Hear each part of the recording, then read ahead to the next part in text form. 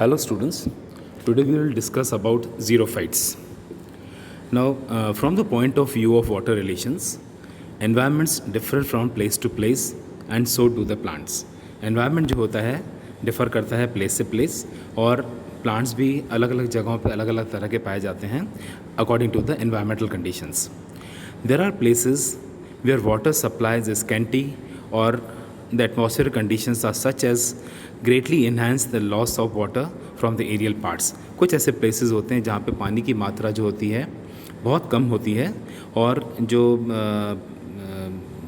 Loss of water जो है aerial parts में से प्लांट्स के वो भी बहुत ज़्यादा होता है. Such an environment is specially characteristic of desserts. और ऐसा एनवायरनमेंट जो होता है वो डेजर्ट्स का कैरेक्टरिस्टिक फीचर होता है और एल्पाइन पीक्स का, सैंडी हिल्स का. और ऐसे प्लांट्स को हम बोलते हैं ज़ेरिक प्लांट्स या ऐसी कंडीशंस को हम बोलते हैं ज़ेरिक कंडीशंस. और plants inhabiting xeric habitats are called xerophytes. और ऐसे प्लांट्स जो कि ज़ेरिक कंडीशंस में ग्रो होते हैं उनको हम ज़ीरोफाइट्स बोलते हैं. There are places which are entirely under water as in the case of lakes, ponds and other bodies of water. कुछ ऐसे होते हैं जो कि पूरी तरह से पानी में पाए जाते हैं. Such habitats are called as hydric. और ऐसे हैबिटेट्स को हम हाइड्रिक हैबिटेट्स बोलते हैं. और ऐसे प्लांट्स जहाँ जो हाइड्रिक हैबिटेट्स में होते हैं उनको हम हाइड्रोफाइट्स कहते हैं. Between these extremes are places where are characteristic of medium water supply. लेकिन कुछ ऐसे प्लेसेस होती हैं जहाँ पे बहुत ज़्यादा ज़ेरिक कंडीशंस भी नहीं है और बहुत ज़्यादा हाइड्रिक कंडीशंस भी नहीं है. मीडियम कहता वाटर सप्लाई होता है. और ऐसे जो हैबिटेट्स होते हैं जहाँ पे बहुत ज़्यादा पानी डेफिशिएंट भी नहीं है और एक्सेस में नहीं है, इसको हम बोलते हैं मेजिक कंडीशंस. और मेजिक कंडीशंस में जो प्लांट्स ग्रो होते हैं उनको हम बोलते हैं mesophytes. Plants of forest, meadows and cultivated fields belong to this category. These three groups of plants are sufficiently, though not so sharply defined, and can be more or less rapidly distinguished from one another. Sometimes we come across plants that are not easy to classify. They cannot be assigned satisfactorily into any one of these ecological groups. कई ऐसे होते हैं जिनको हम तीनों में ही नहीं रख सकते. न तो हम उनको मीज़ोफाइट कहते हैं, ना उनको ज़ीरोफाइट कह सकते हैं, ना हम उनको हाइड्रोफाइट्स कह सकते हैं. In their case it is convenient to use the combination of these terms. ऐसे कंडीशंस में हम उनको कंबाइंड टर्म्स यूज़ करते हैं. ज़ीरो मीज़ोफाइट्स जैसे, जिसमें ज़ेरिक ज़्यादा हैं और मीज़ोफाइट्स कम हैं. मीज़ो ज़ीरोफाइट जिसमें कैरेक्टरिस्टिक्स जो हैं मीज़ोफाइट्स के ज़्यादा हैं और ज़ीरोफाइट्स के कम हैं. फिर हाइड्रोमीज़ोफाइट्स भी बोलते हैं ऐसों को जो कि ज़्यादा हाइड्रिक हैं और लेकिन कम मीज़ोफाइट्स हैं. There is another group of plants called tropophytes. They are typical mesophytes at one time and xerophytes at another time. ऐसे प्लांट्स जो क्या कहते हैं ज़ीरोफाइट्स होते हैं कभी कभी किसी समय पर और कभी वो ज़ीरोफाइट्स बन जाते हैं. इनको हम बोलते हैं ट्रोपोफाइट्स. अब हम लेते हैं ज़ीरोफाइट्स. जिस तरह से हमने स्टेट किया है पहले भी, xerophytes are plants of xeric habitats. Xerism may be the result of inadequate water absorption और excessive transpiration or in more severe cases due to combination of both these factors. जहाँ पे पानी inadequate है और यहाँ क्या कहना चाहिए ट्रांसपिरेशन जो है वो बहुत ज़्यादा है प्लांट्स में से, तो ऐसे केसेस जो होते हैं जो ज़ेरिक कंडीशंस में होते हैं. और सीवियर केसेस में ये दोनों ही होते हैं जहाँ पे पानी भी कम है और ट्रांसपिरेशन भी कम होता है. और ऐसे जो इनका कॉम्बिनेशन भी होता है वो इनको हम ज़ीरोफाइट्स कहते हैं. Now, deficient absorption of water may be due to an actual shortage of water in the soil when the soil is said to be physically dry. और कई बार क्या होता है कि जब सॉइल में पानी कम होता है तो ऐसी सॉइल को हम बोलते हैं फिज़िकली ड्राई. या ये भी होता है उसमें फिजियोलॉजिकल ड्राइनेस भी होती है उसके कारण भी. और जिसमें क्या कहते हैं soil is said to be physiologically dry when there is plenty of water in the soil but the water is not readily available to the plants. पानी अवेलेबल तो है सॉइल में लेकिन वो प्लांट्स को अवेलेबल नहीं होता है, तो ऐसी सॉइल को हम बोलते हैं physiologically dry.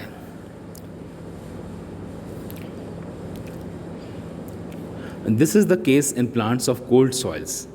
Water locked soils जहाँ पे बहुत ज़्यादा पानी भरा हुआ है मिट्टी में, arid soils and soils rich in mineral salts, बहुत ज़्यादा मिनरल सॉल्ट्स हैं, वो भी क्या कहते हैं फिजियोलॉजिकली ड्राई हो जाती हैं. Typical xerophytes are found in the deserts but they are no means confined to them.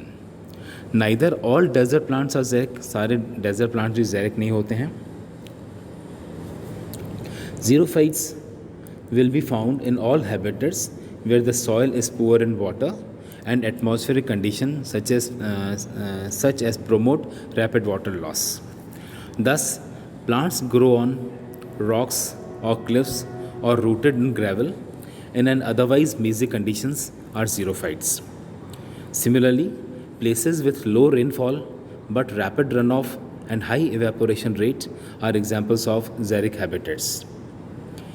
The most intense xeric conditions are met within saline deserts, where arid conditions are combined with a soil containing excess of soluble salts, which makes water absorption extremely difficult.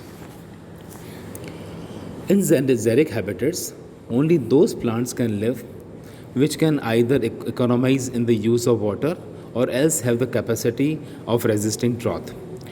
ज़ेरिक habitats में वही plants survive कर सकते हैं जिनमें या तो plants को क्या कहते हैं इकोनॉमाइज़ कर सकते हैं, वो प्लांट्स के यूज़ को कम करें, या फिर उनमें कैपेसिटी होती है कि ड्रॉथ को या कम पानी को रेजिस्ट कर सकें.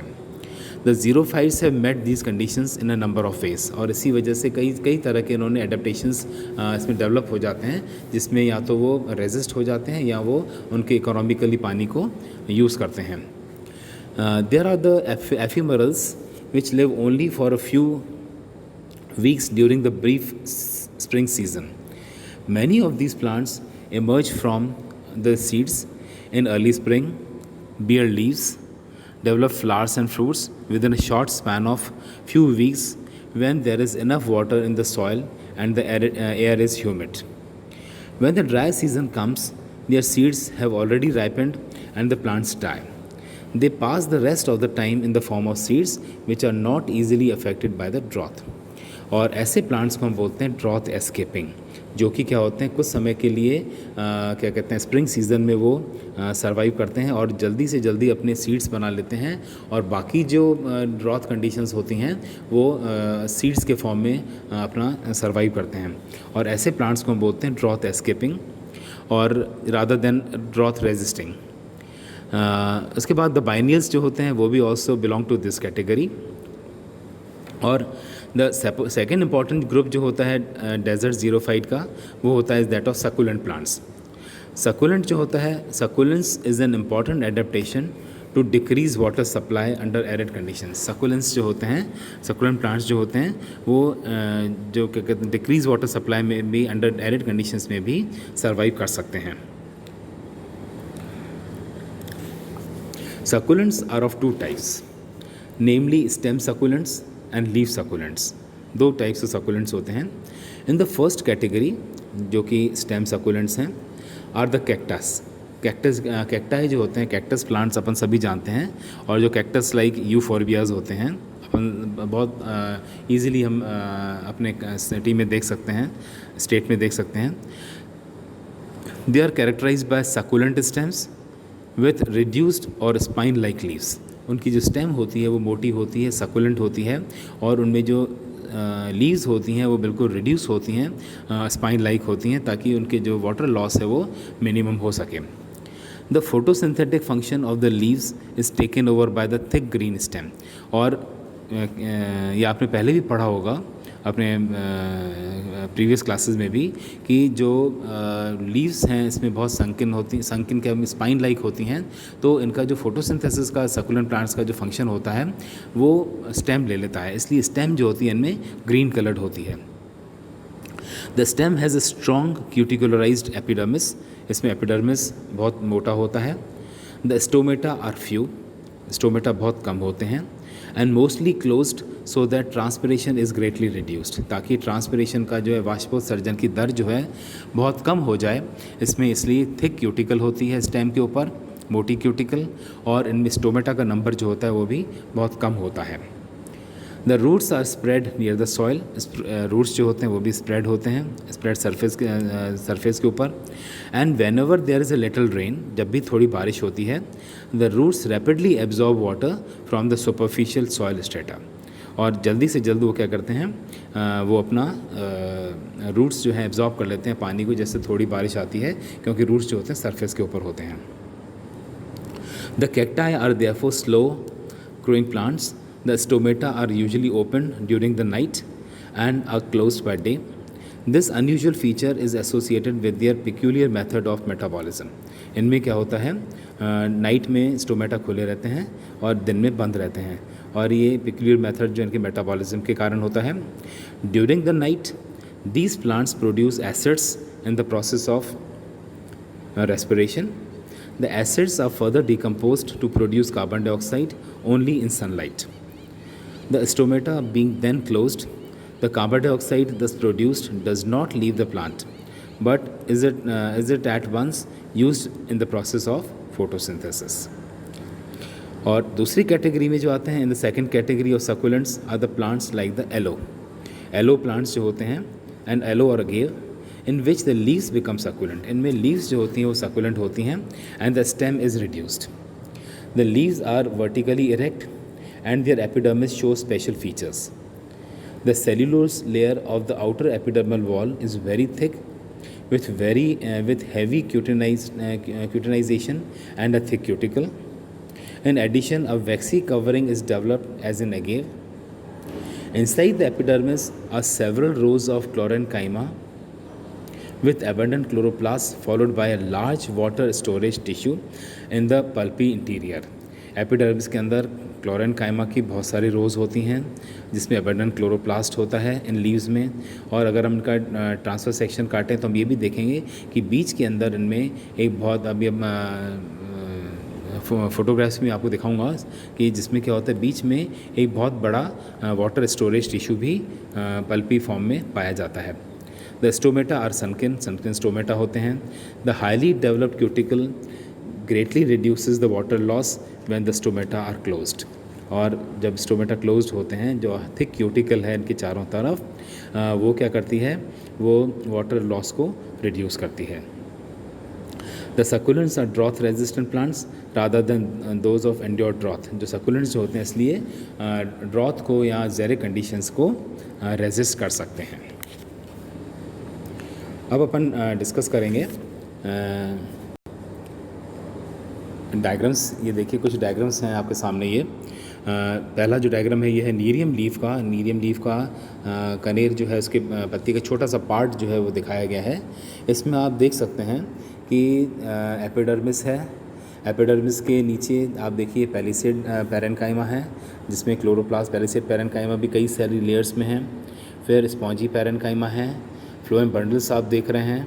एपिडर्मिस के ऊपर आप देखेंगे क्यूटिकल पाई जाती है, और क्यूटिकल के अलावा लोअर एपिडर्मिस में आप देखेंगे कि जो है स्टोमेटा जो हैं सनकिन है, बहुत अंदर धसे हुए हैं, ताकि मिनिमम जो है ट्रांसपिरेशन हो सके।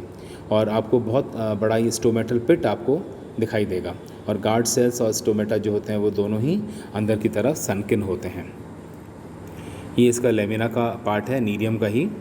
इसमें भी आप देखिए कि क्यूटिकल होता है एपिडर्मिस के ऊपर, और पैलिसेड पैरेन्काइमा है, नीचे स्पॉन्जी पैरेन्काइमा है, और क्लोरोप्लास्ट बहुत ज़्यादा पाया जाता है इसमें, जिस तरह से आप डायग्राम में देख रहे हैं। और स्टोमेटा जो होते हैं वो भी सनकिन होते हैं, और ताकि जो है सरफेस के ऊपर से ट्रांसपिरेशन रेट जो है वो मिनिमम हो सके। अपर एपिडर्मिस की तरफ स्टोमेटा मिनिमम होते हैं, नहीं होते हैं। ये डायग्राम आप देख रहे हैं कैपेरस सिस्टम का, इट इज़ ज़ीरोफिटिक।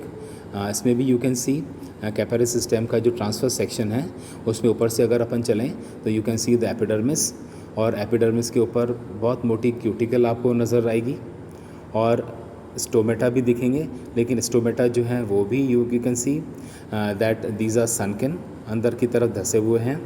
और जो है इसमें पैलिसेड टिश्यू है इसके नीचे, एपिडर्मिस के नीचे, और स्टोमेटा जो है उसमें ही धसे हुए हैं, सनकिन स्टोमेटा हैं। और पैलिसेड टिश्यू में you can see the chloroplast also. और फिर एंडोडर्मिस है, स्क्लेरेनकाइमेटस, स्क्लेरेनकाइमा भी इसमें पाया जाता है, जो कि क्या करता है, ज़ीरोफिटिक प्लांट्स का एक स्पेशल कैरेक्टरिस्टिक फीचर है जो कि उनको स्ट्रेंथ प्रोवाइड करता है। Then you can see secondary phloem cambium, secondary wood, you can see also see the pith. These are somewhat the characteristic features of the xerophytic stem. ये जो diagram है this is of the aloe vera और yellow leaf का है, ये leaf of yellow. जिस तरह से मैंने आपको बताया था कि इसके चारों तरफ भी एक बहुत मोटी क्यूटिकल होती है और उसके नीचे पैलिसेड टिश्यू होता है बहुत बड़ा। इसमें you can see the green colour chloroplast in the palisade tissue. Vascular bundles जो होते हैं बहुत ज़्यादा हैं, जो कि पेरिफेरी के ऊपर इस तरह से अरेंज रहते हैं जिस तरह से अपन डायग्राम में देख रहे हैं, और थिक क्यूटिकल होती है। और सबसे बड़ा जो कैरेक्टरिस्टिक फीचर है इसका कि you can see that there is storage tissue, बहुत बड़ा स्टोरेज टिश्यू है इसमें जिसमें कि वाटर स्टोर्ड होता है। और ये जो है this is the succulent plant, जो सकुलेंट लीव्स हैं इसकी, जो कि इसको क्या करती हैं, ज़ीरोफिटिक कंडीशंस के इसको बचा के रखती हैं।